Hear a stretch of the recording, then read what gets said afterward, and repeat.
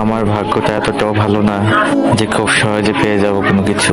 জীবনে কখনো খুব সহজে কোনো কিছু পাইওনি, সেজন্য আর পেতে চাইও না। কারণ যে জিনিস খুব সহজে পেয়ে যায় ওই জিনিসের কদর থাকে না।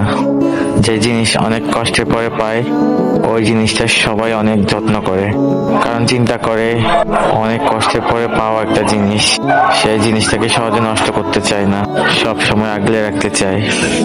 তো যাই হোক, সবাই কেমন আছেন? কে কোন জায়গা থেকে আমার এই ভিডিওটা দেখছেন অবশ্যই কমেন্ট করে জানাতে ভুলবেন না, কারণ আপনাদের প্রত্যেকটা কমেন্টই আমার কাছে অনেক বেশি মূল্যবান। তো সবাই আমার জন্য দোয়া করবেন। আমার অল্প কিছু ফলোয়ার্স হলেই 20,000 ফলোয়ার্সের একটা পরিবার পাবো, সেই অপেক্ষায় আছি। তো সবাই দোয়া করবেন আমার জন্য, আমি যাতে দ্রুত এই সুখবরটা পাই আর আপনাদেরকেও দিতে পারি।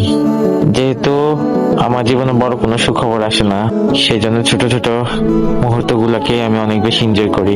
তো যাই হোক, সবাই ভালো থাকবেন, সুস্থ থাকবেন। ভিডিওটা আজকের জন্য এই পর্যন্তই। আল্লাহ হাফেজ।